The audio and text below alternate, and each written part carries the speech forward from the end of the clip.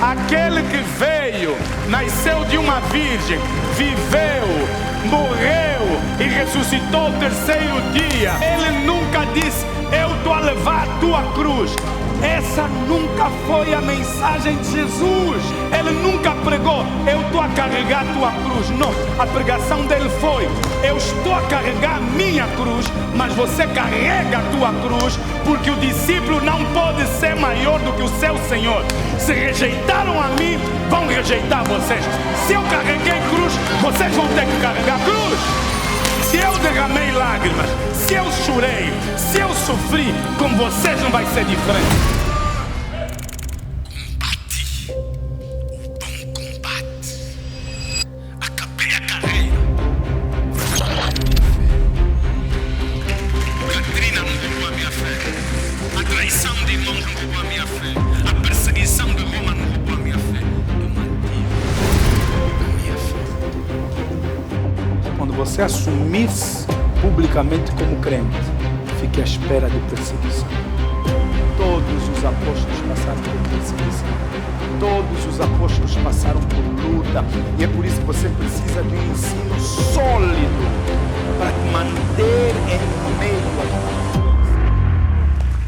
a... Aleluia! Saúdo a todos com a paz. Sejam todos bem-vindos a mais um culto de celebração. Assim que nos assiste pela via digital, vai o nosso apreço, vai o nosso carinho, e tome o seu assento. Para o dia de hoje, nós vamos dar continuidade à nossa série de mensagens intitulada Coragem para o quê? Quem lembra? Coragem para seguir Jesus. O domingo passado nós tivemos a ver o tema desta mesma série de mensagens, o tema negar a si mesmo. E para o dia de hoje, o nosso tema é permanecer mesmo nas lutas. Alguém diga: permanecer mesmo nas lutas. Isso. Vou ler o livro de Lucas, capítulo 14, verso 25, na versão NVI. O nosso objetivo principal, a nossa ideia central no dia de hoje, é trazer a consciência de todos nós que a fé madura é aquela que resiste os dias difíceis. A fé madura é aquela que resiste nos dias ou aos dias difíceis. Lucas 14, verso 25, a Bíblia começa por nos dizer o seguinte: uma grande multidão ia acompanhando Jesus. Este, voltando-se para ela, disse: se alguém vem a mim e ama quem? Vamos lá, coloca os teus olhos no texto. Se alguém vem a mim e ama o pai, a mãe, a mulher, os filhos, os irmãos, as irmãs e até a própria vida mais do que a mim, não pode ser meu discípulo. A palavra discípulo é a palavra seguidor. Seguidor. Há textos ou versões que, ao invés de dizer ama a família acima de mim, ele diz quem não aborrecer. Há ainda outras versões que traduziram quem não odiar seu pai, sua mãe. Lá se calhar King James do mesmo verso. Só por uma questão. Não, a Asef. Se alguém... Estão a ver, irmãos? Vamos lá, estão a ver? Se alguém vier a mim e não o quê? Aborrecer a seu pai. Vamos voltar para NVI. Se alguém vem a mim e ama o pai, a mãe, a mulher, os filhos, os irmãos, as irmãs e até a própria vida mais do que a mim, não pode ser que meu discípulo. Verso a seguir. Aquele que não carrega o quê? A sua cruz e não me segue, também não pode ser meu discípulo. Deixa aqui colocar um fundamento muito importante. Amados irmãos, muito importante nós compreendemos que nenhum dos apóstolos ou os escritos de nenhum dos apóstolos tem autoridade de anular o que Jesus falou. Jesus disse: eu assemelharei o homem sábio, assemelharei o homem que ouve as minhas palavras e as cumpre a um homem sábio que construiu a sua casa debaixo da rocha. Porque o fundamento não são as palavras de Paulo. O fundamento é o que Jesus disse. Veja, embora não haja discrepância, mas se você ouvir Jesus a falar uma coisa e Paulo ou Pedro falar algo que parece que está contrário a Jesus, prefere acreditar em Jesus. Porque quem morreu por você não é Pedro nem Paulo, é Jesus. As palavras de Jesus estão acima das palavras de Paulo e outros. E veja, a Bíblia Sagrada os discípulos nunca disseram para nós renunciamos o que Jesus falou para ouvirmos o que eles falaram. Não seriam bons discípulos. Amém. Aquele que não carrega a sua cruz e não me segue, não pode ser meu quê? Discípulo. Qual de vocês, se quiser construir uma torre, não senta o quê? Vamos lá, igreja, não senta primeiro. Se calhar sublinha aí na tua Bíblia, não senta primeiro para quê? Para calcular o preço, para calcular o custo e verificar se tem dinheiro suficiente para quê? Para completá-la. Veja que o ênfase é completar, é chegar até o fim. Pois se lançar o alicerce e não for capaz, veja, de terminar, todos os que a virem, o que farão? Zombarão dele, porque não chegou até o final. Verso 30, vamos lá. Dizendo, este homem começou a construir e não foi capaz de chegar até o fim. Ou qual é o rei que, pretendendo sair à guerra contra outro rei, não quer senta primeiro e pondera se com 10.000 homens é capaz de enfrentar aquele que vem contra ele com 20.000. Se não for capaz, enviará uma delegação enquanto o outro ainda está longe e pedirá um acordo de quê? De paz. Verso a seguir. Da mesma forma, qualquer de vocês que não renunciar a tudo que possui, não pode ser meu discípulo. O sal é bom, mas se perder o quê? O sabor, como restaurá-lo? Não serve nem para o solo, nem para adubo. É jogado para fora. Aquele que tem ouvidos para ouvir, ouça. Amém. Vamos celebrar a palavra do Senhor. Senhor, nós oramos no nome do Senhor Jesus, porque nós sabemos que não importa o quão carismático, articulado, que seja o profeta, o apóstolo ou até o mestre, se o teu Espírito não estiver presente, verdades não serão manifestadas e transmitidas. Então nessa manhã nós nos submetemos e damos boas-vindas ao ministério do teu Espírito Santo. E quem crê dá um amém forte. Amém. Isso, aplauda o Senhor mais uma vez, ele merece. Amados irmãos, o texto que nós fizemos a leitura, o texto começa no verso 25 por nos dizer, informar, como vários outros capítulos dos evangelhos, o texto começa por nos informar que Jesus era um homem seguido por uma grande multidão. A Bíblia vai falar que multidões de 5.000, às vezes de mais de 5.000 pessoas, de 10.000 pessoas. Em alguns momentos a Bíblia vai nos falar que uma multidão incontável de pessoas seguiam a Jesus. Se nós formos ver a perspectiva, ou na perspectiva daquilo que é a glória para qualquer orador, para qualquer entertainer, a glória é ter uma multidão de gente a nos ouvir.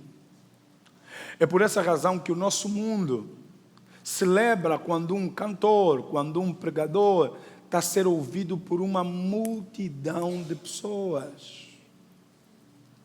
Na perspectiva de quem nos assiste, de quem assiste esse entertainer, esse pregador, esse cantor, esse seja o que for, mágico, seja o que for, na perspectiva de quem o assiste de longe, a partir do momento em que a pessoa vê que esse indivíduo é seguido por milhões de pessoas, é assistido por milhões de pessoas, na nossa consciência, a gente diz, uau, esse indivíduo atingiu o auge da sua carreira.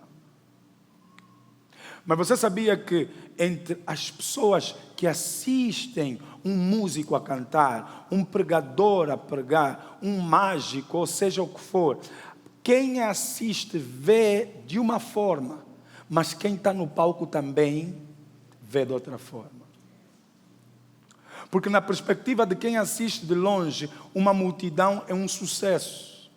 Mas na perspectiva de quem está no palco, não é bem assim. Por quê? O pastor explica. Pois bem, eu vou lhe responder. Porque pessoas diferentes vêm nos assistir com motivações diferentes. Pessoas diferentes vêm nos assistir com motivações que diferentes. A Bíblia vai nos narrar que havia um grupo de pessoas que, por exemplo, vinha à procura de Jesus Cristo porque queriam ser curados das suas moléstias, das suas enfermidades, das suas patologias. Correto ou não? A Bíblia vai falar que muitas vezes Jesus entrava em certas cidades e traziam todos os enfermos e Jesus curava todos aqueles que estavam enfermos. Então, no meio daquela grande multidão, havia um grupo que vinha à procura de Jesus porque precisava da cura física.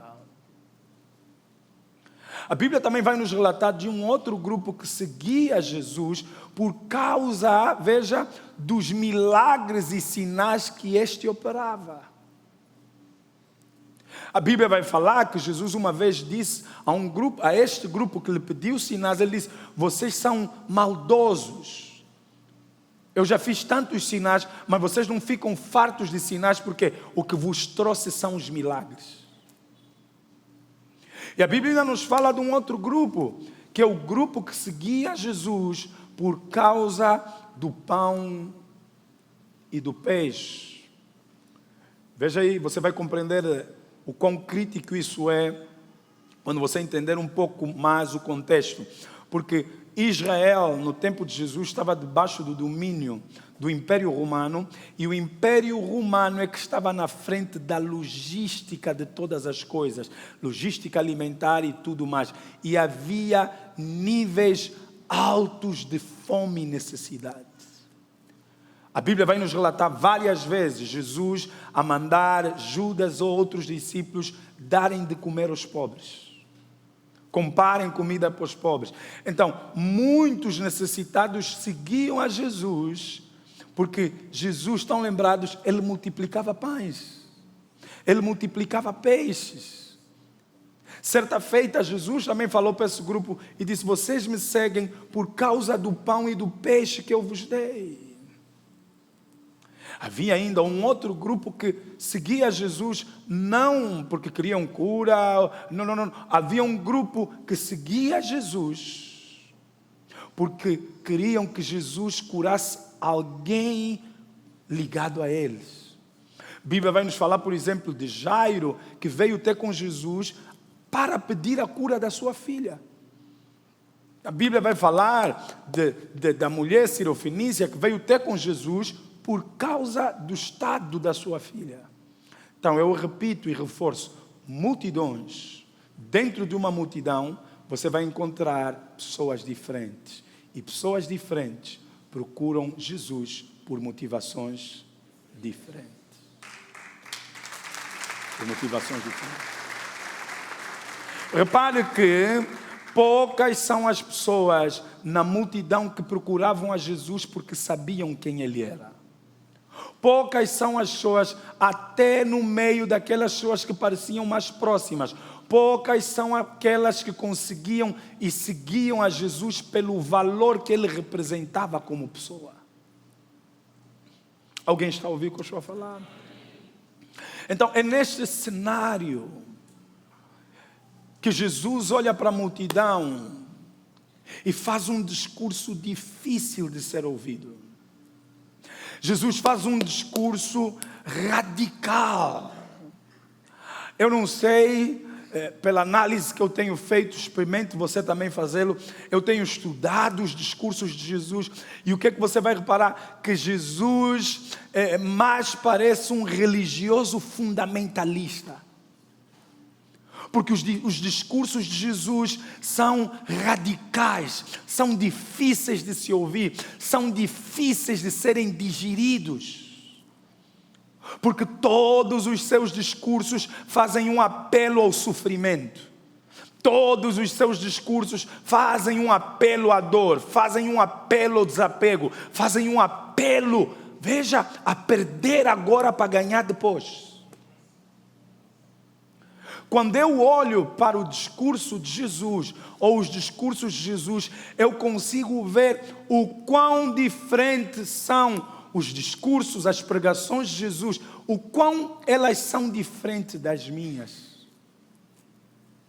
O quão diferentes são os discursos de Jesus de muitos de nós que pregamos para os nossos familiares, amigos, que pregamos, de muitos de nós que pregamos em púlpitos. Porque o discurso de Jesus era um discurso duro.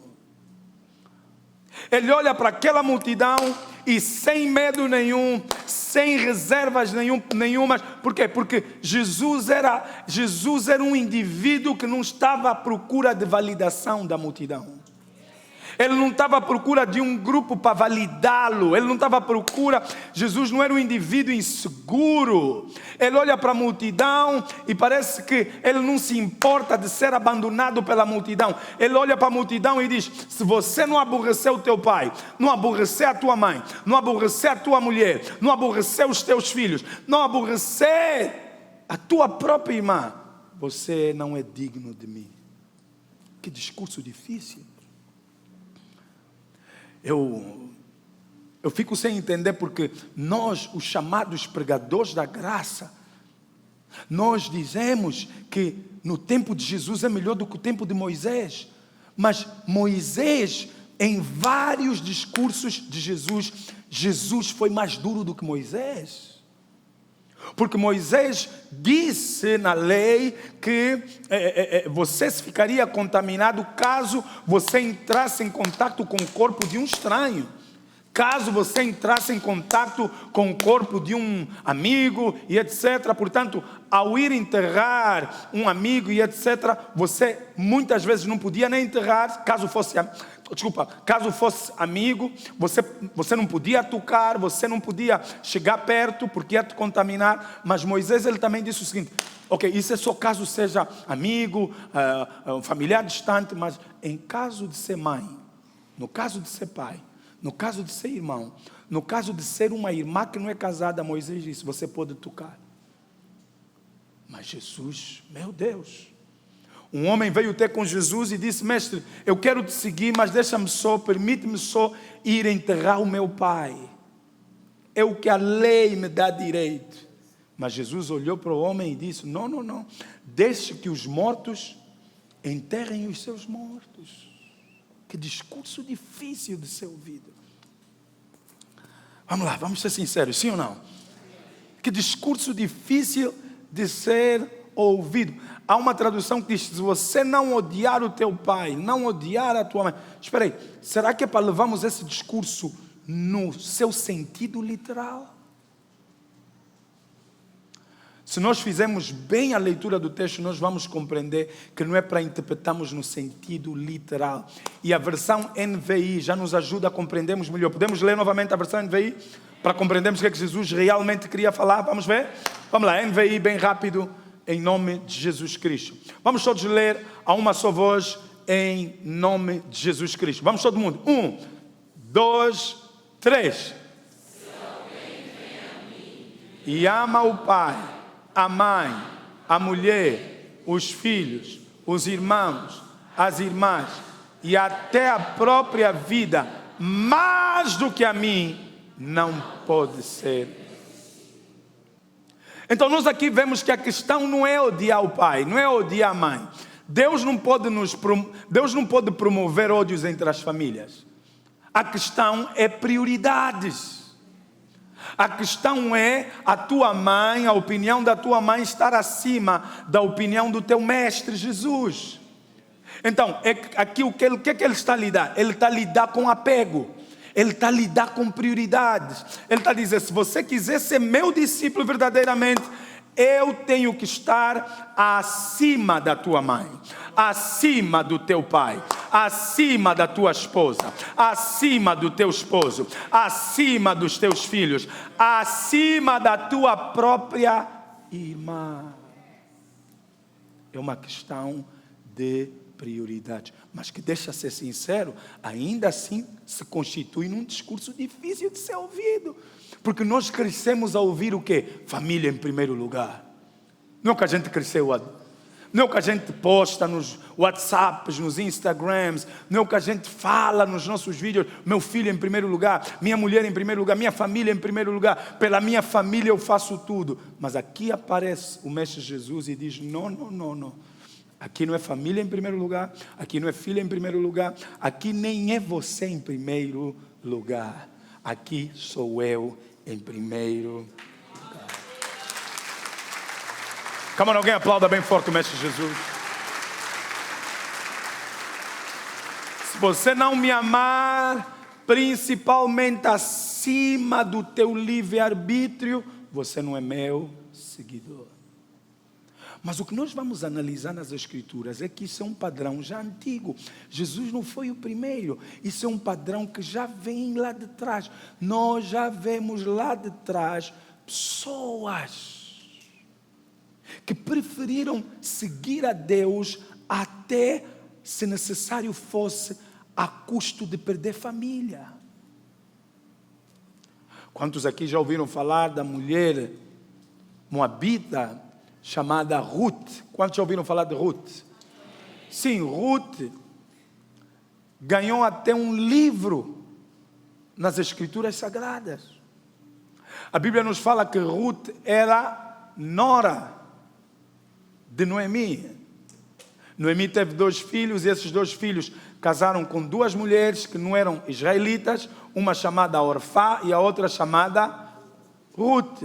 Após a morte do marido e a morte dos 2 filhos, elas continuavam ainda bem novas e Noemi propôs no seu coração voltar para Israel, voltar para a sua terra natal. Então ele olhou para essas 2 moças jovens que estavam no pico da beleza. No pico de quê? Quando as curvas ainda estavam lá, quando o rosto, a pele ainda estavam fantástica. E ela olha para essas 2 mulheres e diz o seguinte, olha, vocês ainda são novas, eu já sou velha, eu já não vou poder ter filhos, já não vou poder vos dar homens para casar, e vocês ainda são novas, vocês podem refazer a vossa vida, casarem, terem filhos, até porque elas ainda não tinham filhos. Vocês podem voltar a casar, refazer a vossa vida, portanto voltem para as vossas nações e refaçam a vossa vida.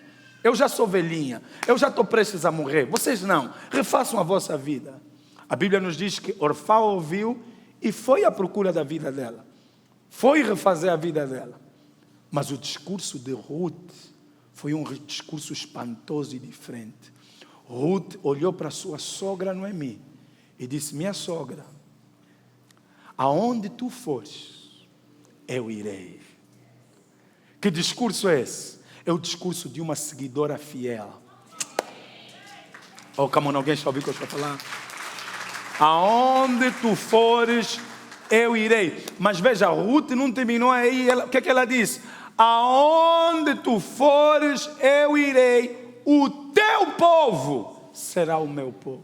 O que Ruth está nos a dizer silenciosamente nesse discurso? Quando ela diz, o teu povo será o meu povo, o que ela está a dizer? Ela está a dizer que, embora eu tenha o meu povo, eu tenha a minha nação, onde estão os meus irmãos, o meu pai, a minha mãe, mas se você que é a minha sogra e não for para a casa do meu pai, preferir voltar para a tua terra, eu prefiro esquecer a minha família para te seguir. Oh my God. Eu prefiro esquecer a minha família, prefiro esquecer a casa do meu pai para te seguir. O teu povo será o meu povo. E ela não terminou por aí, ela disse, o teu Deus será o meu Deus. O que isso significa? Ruth é moabita, os moabitas adoravam a falsos deuses. O que ela estava a dizer indiretamente? Indiretamente ela estava a dizer, agora que eu vou te seguir, eu abro mão dos deuses que o meu pai e a minha mãe me apresentaram para seguir o Deus de Israel, porque Ele é o teu Deus. Uau! Mas ela não terminou por aí. Ela diz, aonde tu te deitares, eu me deitarei. O que isso significa? O teu sofrimento vai ser o meu sofrimento. Eu estou preparada para ficar com uma mão à frente e a outra atrás, se necessário for, para te seguir. Então nós vemos que é um padrão já antigo nas Escrituras. Quando Eliseu é chamado por Elias, a Bíblia nos fala que Elias passa por Eliseu e lança a sua capa. Eliseu sabia o que isso significa. O lançar da capa simbolizava o quê? Chamado para ser discípulo. Quando Eliseu pegou na capa de Elias, Eliseu sabia de que se tratava. Então ele olhou para Elias e disse, permite-me só, porque ele estava a trabalhar no campo do pai. Ele disse, permite-me só ir despedir o meu pai. Elias disse, não precisa. Como quem diz, se ainda queres despedir o pai, então você não é digno de mim. A Bíblia nos narra que Eliseu colocou fogo no instrumento que ele estava a usar do pai e seguiu Elias. Dando a entender o quê? Se for para perder o meu pai, perder a minha família para ser teu discípulo, eu estou disposto a perder o que for necessário para te seguir. Oh, come on, alguém se lembra assim. Aleluia. Eu estou disposto a perder o que for necessário para te seguir. Mas o que nós vimos nas Escrituras? Nós vimos Jesus em Lucas 14, verso 28, a nos falar da necessidade de nós nos sentarmos, ou dos seus discípulos sentarem-se primeiro, para calcularem os custos.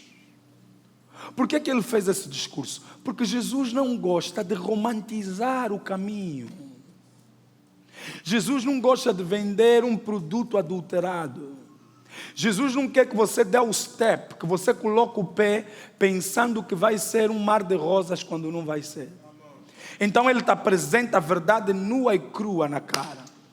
Como quem diz, vai ser assim. Quer pegar ou vai largar? Quer pegar ou vai largar? Então, pensa bem, porque aquele que segura no arado e olha para trás, Jesus disse o quê? Não é digno de mim. Não é digno de mim. Então Jesus olha para a multidão e faz esse discurso difícil. Calculem o custo, porque não vai ser fácil. Calculem o custo, porque virão tribulações. Calculem o custo, porque haverão dias mais difíceis do que os outros. Calculem o custo, porque rejeição está a caminho. Calculem o custo, porque pedras estão a caminho. Calculem o custo, porque perdas, rejeição, zombaria está a caminho. Calculem o custo, porque se calhar ao invés de melhorar, vai piorar. Que discurso difícil. Repare, vocês ouviram que esse não é o discurso que nós fazemos hoje. Eu estou a falar do teu pastor Rosário Neto. Esse não é o discurso que nós fazemos. Hoje, qual é a mensagem? Vem para Jesus, porque Jesus vai te curar. Qual é a mensagem nas rádios? Qual é a mensagem? Você quer casar? Vem para Jesus. Você quer aumento salarial? Vem para Jesus. Estás a passar male? Vem para a igreja. Estás doente? Vem para Jesus, Ele vai te curar. Estás a passar mal? Vem para Jesus. E aparece Jesus e diz, não, quer vir após mim? Prepara-te para perder. Entre acreditar no teu pastor Rosário Neto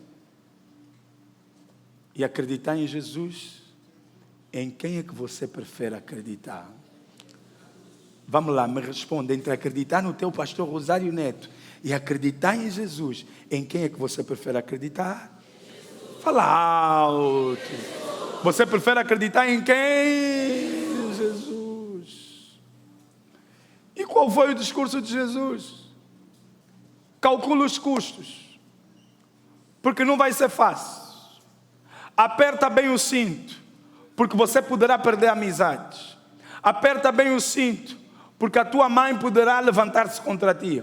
Aperta bem o cinto, porque alguns amigos poderão te virar as costas depois que você aceitou Jesus. Aperta bem o cinto, prepara-te, agarra bem as tuas emoções, porque você não vai poder reagir com ódio com quem te odeia. Você não vai poder dar chapada em quem te deu chapada. O que é que Jesus disse? Quem for meu discípulo vai ter que dar o outro lado. Difícil. Fala para a pessoa que está do teu lado, difícil, difícil. Fala para ela, seguir a Jesus é difícil.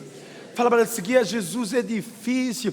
Jesus disse, existem dois caminhos. O caminho largo. E nesse caminho largo está cheio de multidões. Porque a multidão quer facilidades. A multidão quer privilégios. A multidão quer fama. A multidão quer honras. Ele disse, mas o caminho largo dirige, guia, acaba em destruição. Ele disse, eu proponho um caminho estreito, um caminho de dificuldade, um caminho de sacrifícios, mas o fim desse caminho é a vida eterna. Se você está nesse caminho, aplaude o Senhor. Vamos lá, eu disse, se você está nesse caminho, aplaude o Senhor. Vamos lá, eu disse, se você está nesse caminho difícil, doloroso, você derramou lágrimas, mas você não está parado de seguir Jesus. As coisas estão difíceis, mas você não está parado de seguir Jesus. Você perdeu amigos, familiares, pessoas estão a falar mal de ti, mas você continua a seguir a Jesus que te apareceu. Não largo a Jesus, mesmo que os meus amigos zombem de mim. Aleluias. A tradição rabínica vai nos falar. Espera aí, não. A própria Bíblia vai nos falar. No capítulo 3 de João, a Bíblia vai nos falar de um homem. Eu sei que vocês vão lembrar do nome dele. O nome dele é Nicodemos. A Bíblia vai nos dizer o status desse homem. A Bíblia vai nos dizer os privilégios desse homem. A Bíblia vai dizer que ele era um dos principais da sinagoga. O que é que isso significa? Nicodemos fazia parte da elite. A Gemara, que é a tradição oral judaica, vai dizer que Nicodemos fazia parte das 3 pessoas mais ricas de Israel. Nicodemos era como que um Elon Musk do seu tempo. Nicodemos era como um Bill Gates do seu tempo. Não só tinha influência religiosa, mas ele era um negociante muito bem sucedido. E a Bíblia vai nos dizer que Nicodemos escolhe ir ter com Jesus de noite. Repare, essa referência que está na Bíblia, de que ele foi ter com Jesus de noite, não está lá em vão.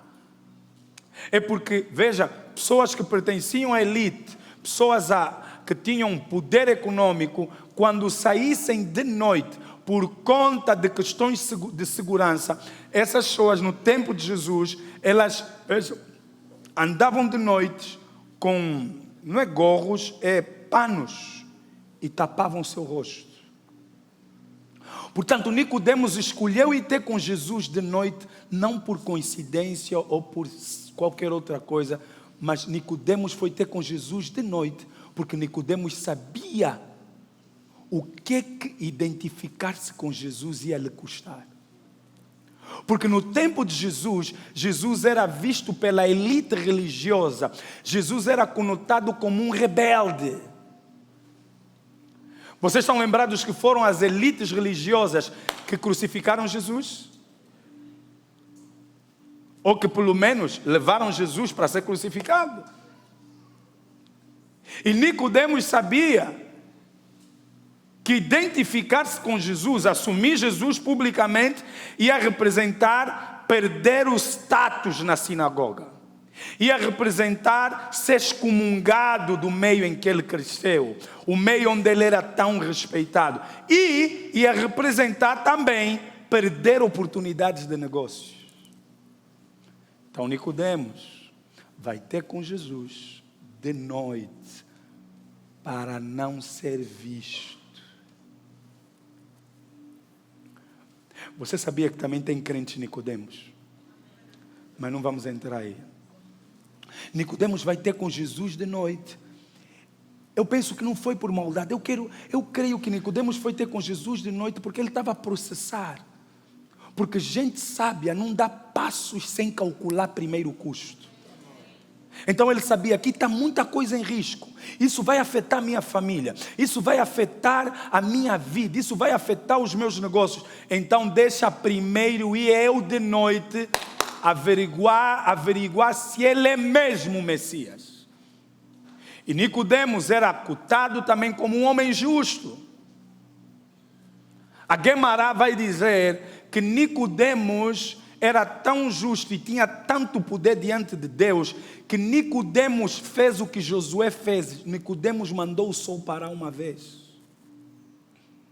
É por isso que ele vai ter com Jesus e diz para Jesus em João 3, mestre, eu sei que tu és um mestre vindo da parte de Deus, porque ninguém pode fazer o que tu fazes, as obras que tu fazes, os sinais que tu fazes, se Deus não for por... Porque Nicodemos sabia que ele operava sinais porque Deus também era com ele. Mas ele viu um outro tipo de sinal, outros sinais, uma dimensão maior em Jesus Cristo. E ele vai ter com Jesus de noite. E Jesus, ao invés de responder o que ele queria, Jesus olha para Nicodemos e diz, Jesus diz assim, em verdade eu te digo, se você não nascer de novo, você não pode ver o reino dos céus. Nicodemos disse, que tipo de doutrina é essa? Isso que eu assim que sou mais velho, vou voltar a entrar no ventre da minha mãe. Jesus olhou e disse, Nicodemos, sendo você um dos principais da sinagoga, você não compreende isso? O que estava acontecendo? Jesus estava a mostrar para Nicodemos que ele ainda não tinha ouvido nada, que ele ainda não tinha visto nada, que tudo que ele acumulou de conhecimento e etc. era raso ainda. Nicodemos, como é que eu vou entrar para a barriga da minha mãe e do meu pai? Jesus disse, se eu estou a falar contigo coisas terrenas, você não está a entender. Quando eu começar a falar contigo cabala, quando eu começar a falar contigo dos anjos, quando eu começar a te falar do trono de Deus, Nicodemos, eu creio que a conversa que Nicodemos teve com Jesus era Nicodemos a processar. Antes de eu dar o passo, deixa ver se ele é mesmo o Cristo. E no capítulo 3 de João, Jesus diz para Nicodemos, porque Deus amou o mundo de tal forma que deu o seu único filho para que todo aquele que nele crê não pereça, mas tenha vida eterna. Eu não vim para condenar o mundo, mas eu vim para salvar o mundo. Eu creio que aquela noite foi a noite que ditou que foi uma divisória de águas para Nicodemos. Nicodemos, algo dentro dele fervia. E ele, a cada palavra que Jesus falava, eu creio que ali no mais profundo dele, ele foi vendo, não, esse é o Cristo. Ninguém fala como esse homem. Ninguém fala como esse homem. Que sabedoria é essa? Que sinais são esses que ele operava? E a mesma Gebará, tradição judaica, vai dizer, preste atenção, que esse homem Nicodemos, que era o terceiro homem mais rico em Israel, a Gebará vai dizer que a filha e a família de Nicodemos chegou ao ponto de pedir esmola na rua. A pergunta é, como é que alguém sai de rico, extremamente rico, para agora a família estar a pedir esmola na rua? O que aconteceu nesse entretempo? O que se passou? Eu acredito profundamente que naquela noite, naquele encontro com Jesus, Nicodemos teve a confirmação, esse é o Messias. Ele calculou os custos e ele disse, seja o que Deus quiser, eu vou pagar o preço que tiver que pagar, mas eu quero me identificar com esse Jesus. E quando ele identificou-se com Jesus, ele preferiu perder tudo para ganhar Jesus Cristo. Oh, come on, alguém celebra. Vamos lá, alguém celebra o Senhor. Eu sinto pena porque o nosso evangelho não é o evangelho que transforma homens como Nicodemos, porque o nosso evangelho é só para gente pobre. As nossas pregações em nossas igrejas é só para gente necessitada. Vem, Jesus vai te dar emprego. Vem, e se a pessoa é rica? E se a pessoa já tiver casa? E se a pessoa já tiver empresa? E se a pessoa já tiver bem? Será que o nosso evangelho não é para o Elon Musk? É só para quem é pobre? Eu louvo a Deus porque Jesus não pregou bênçãos materiais. Jesus falou com Nicodemos acerca de algo mais valioso do que bênçãos materiais. Jesus falou acerca daquilo que é eterno. Oh, come on, come on, come on, come on. Come on! Alguém celebra nessa manhã? Veja, alguns de nós vamos perder algumas coisas por causa de Jesus. Você quer ver outro testemunho? Vá para o livro de Filipenses, capítulo 3, no verso 8. No verso 7, na versão NTHL. Vocês estão preparados? Vamos todos ler na versão NTH. Paulo a falar. Paulo cresceu aos pés de Gamaliel. Paulo também fazia parte da elite. Paulo também era respeitado. Era um homem que cresceu aos pés do religioso mais influente, o sábio mais influente do seu tempo, Gamaliel. Paulo era influente, Paulo era respeitado, Paulo fazia parte da elite, Paulo tinha status. Nos nossos dias, Paulo era daqueles que dizia, tu sabes quem sou eu? Por que nós angolanos gostamos dessa expressão? Você sabe com quem você está falando? Você sabe com quem você está falando? Ok, nesse momento todo mundo parece ser santo, que não fala isso. Você me conhece? Olha bem para mim, olha bem. Vem. Vamos todos ler. 1, 2, 3. Não está todo mundo a ler, eu quero todo mundo. Vamos todo mundo. 1, 2, 3. Não está todo mundo a ler, eu quero ver todo mundo. 1, 2, 3.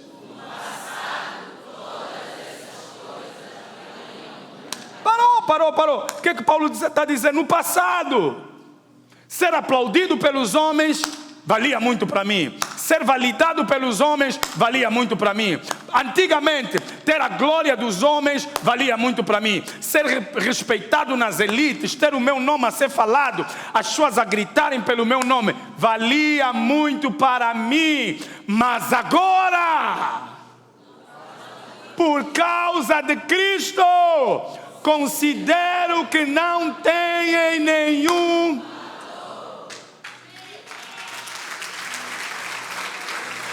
O que ele está a dizer?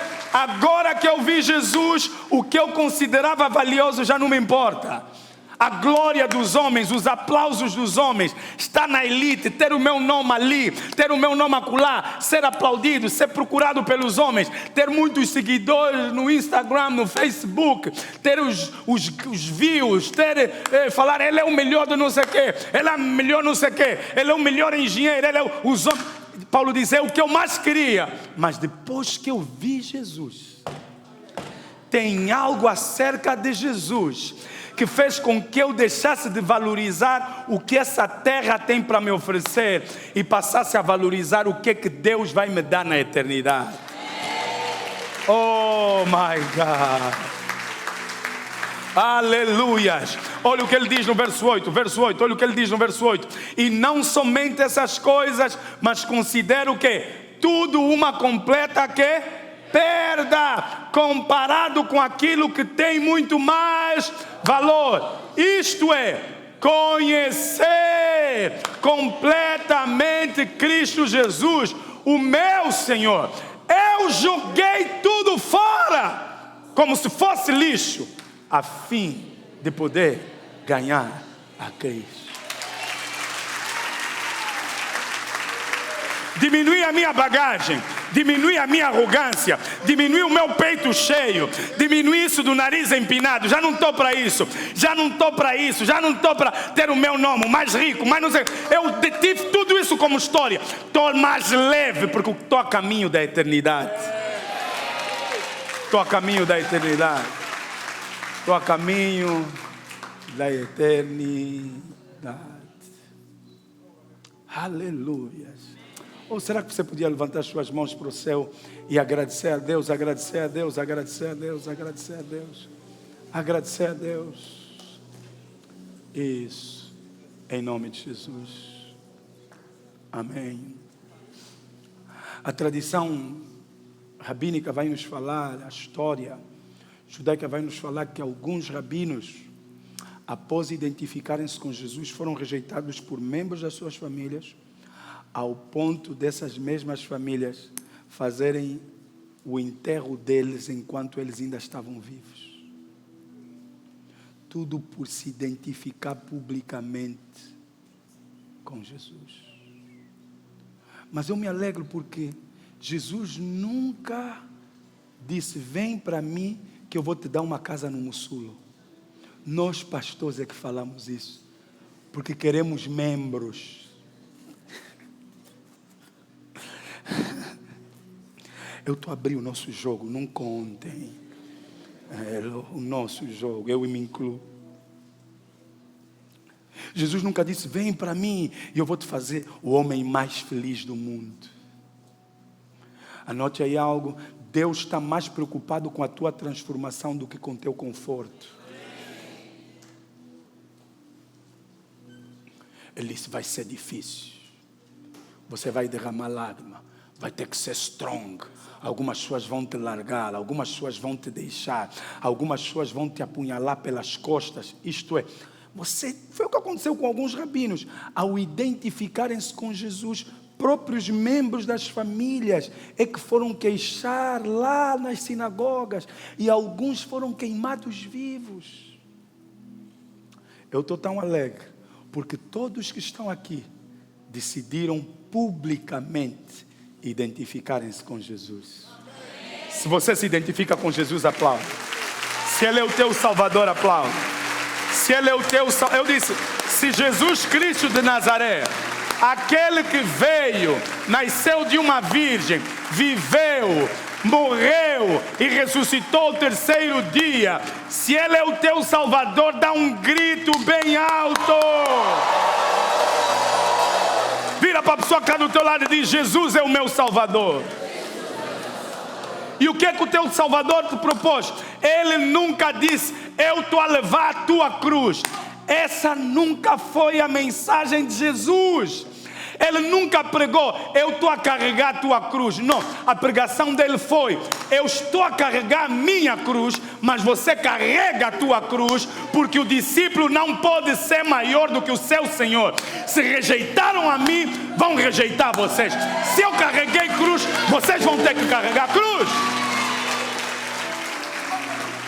Se eu derramei lágrimas, se eu chorei, se eu sofri, com vocês não vai ser diferente.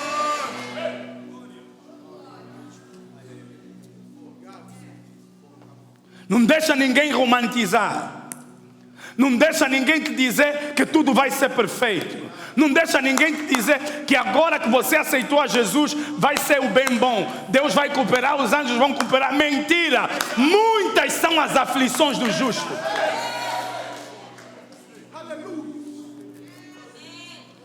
E é por isso que nós estamos a erguer uma geração Nutella.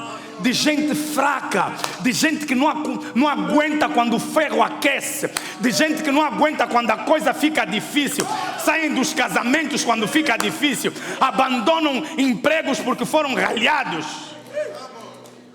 O chefe não gosta de mim, então estou a sair. É motivo para sair do trabalho?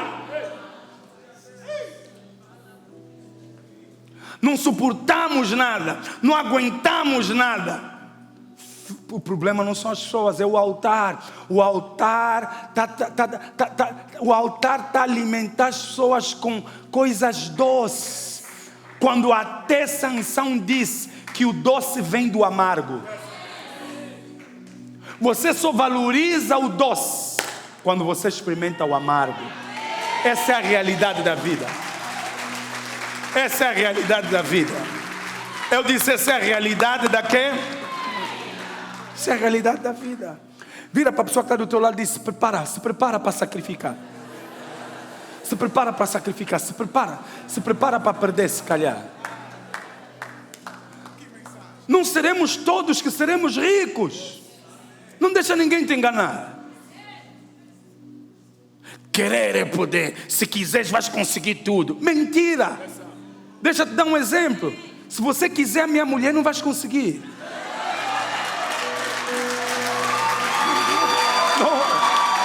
Não. Querer não é poder, nem sempre. E eu te garanto que você não vai conseguir a minha dama, a minha garina, nem que eu tenha que usar técnicas espirituais ou carnais. Mas veja aí. Veja aí. Veja aí. Amados irmãos, querer é poder. É só querer, a tua vida vai mudar. É só querer. Paulo disse: o bem que eu quero fazer não consigo, mas o mal que eu não quero faço. O que ele estava a dizer? O teu querer tem limite. Quantos aqui você queria muito trabalhar num sítio e não estás a conseguir até agora? Basta querer, vais conseguir. Basta querer, vais conseguir. É assim que nós desenhamos uma vida. Quantos aqui estão na minha idade e confessam que muita coisa que você imaginou que a tua vida seria, não está certo? Porque o teu livre-arbítrio tem limite. É uma parcela pequena que Deus te deu. Esforça-te só e vais conseguir. As pessoas mais esforçadas às vezes não conseguem. Compreenda algo. Não é o teu esforço, não é a tua entrega. Tudo isso é importante. Mas você tem vivido o que você tem vivido pela graça de Deus. Pela graça de Deus. Pela graça de Deus. Fala para duas pessoas: é a graça de Deus, é a graça de Deus. É a graça de Deus que tem me sustentado. É a graça de Deus, é a graça de Deus, é a ajuda de Deus. Eu dou graças a Deus porque quando eu entrei para o ministério, a imagem que eu tinha do ministério nunca foi Mercedes, fatos e estar no spotlight. Tem gente a gritar o meu nome. Quando eu entrei para o ministério, a imagem, graças a Deus pelas pessoas que nos treinaram, tanto a mim, a minha esposa, a imagem que nos passaram é de que preparem-se para sacrificar. Preparem-se para sacrificar. Preparem-se para sacrificar. É assim que hoje eu olho e às vezes pergunto, mas como é que nós, como casal, temos a disposição de abrir mão de carros, abrir mão de casas, abrir mão quando Deus manda? De onde é que vem essa força? É a imagem que nos foi passada no início. Nós nunca pensamos que ministério é para privilégios. E eu temo muito, porque se calhar nós estamos a educar um grupo de ministros que estão a vir agora e que estão a pensar que o altar é o caminho para o luxo.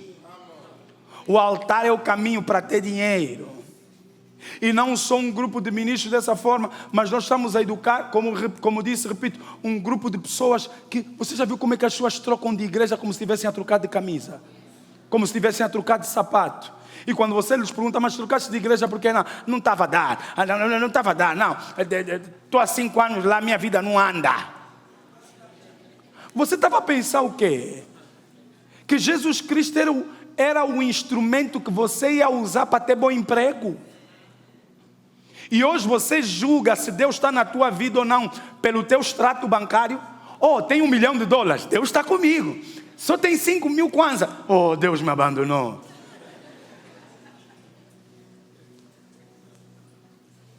Deixa de julgar a Deus segundo as circunstâncias da tua vida.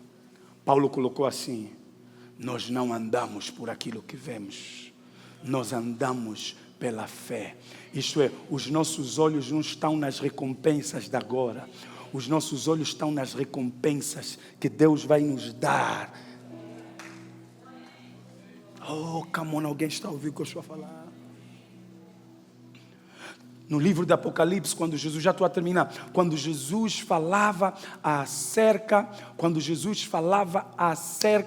daqueles que vão vencer, aqueles que chegarão até o final, Jesus nunca prometeu para aqueles que vão chegar até o final, Jesus nunca prometeu casas no Mussulo, Jesus nunca prometeu promoções, dinheiro, avião, Jesus nunca prometeu isso.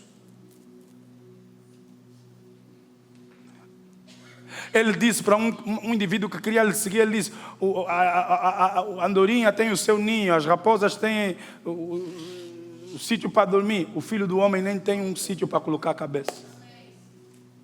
O que ele estava a tentar tratar daquele homem? Tratar das motivações erradas. Não me entenda mal. Se Deus te abençoar, se as coisas correrem bem com esforço, com diligência, com responsabilidade, alguém já ouviu? Sabendo poupar, sendo íntegro, e se Deus te ajudar a te conectar neste pequeno tempo de vida, se Deus te permitir se conectar com pessoas que te ajudam, aleluia! Mas isso não vai ser a realidade de todos. Alguém está ouvindo o que eu estou a falar? Caso não aconteça, meu irmão, no nome do Senhor Jesus, Jesus disse: ao que vencer, eu lhe darei um novo nome que está escrito numa pedra. Ao que vencer, eu lhe darei vestes novas. Ao que vencer, vai se sentar comigo à direita de Deus Pai. Ao que vencer, não sofrerá os danos da segunda morte. Todas as vezes, Jesus nunca apontou para ganhos nessa vida, Ele apontou para ganhos eternos. Ouça o que eu vou falar, mesmo que você perca nessa vida, na segunda vida está garantido. A eternidade está à nossa espera. Vira para a pessoa que está do teu lado e fala: a eternidade está à nossa espera. A eternidade está à nossa espera. A eternidade está à nossa espera. Nós não vivemos olhando só para essa vida. Os nossos olhos estão fixados no mundo por vir. Jesus colocou dessa forma: do que adianta o homem ganhar o mundo, acumular dinheiro, acumular fama e perder a sua própria alma? Está a chegar o dia que vai ser o meu último dia, que vai ser o teu último dia. Está a chegar o dia em que você vai enfrentar a morte, e naquele dia vai se decidir o teu destino eterno. E deixa eu lhe dizer, naquele dia que você der o teu último suspiro, você vai agradecer a Deus por todas as coisas que você perdeu, porque a eternidade está garantida. O teu destino eterno está garantido. Fique de pé no nome de Jesus. Aleluia. Oh, glória. Aleluia. Nós vivemos para a eternidade.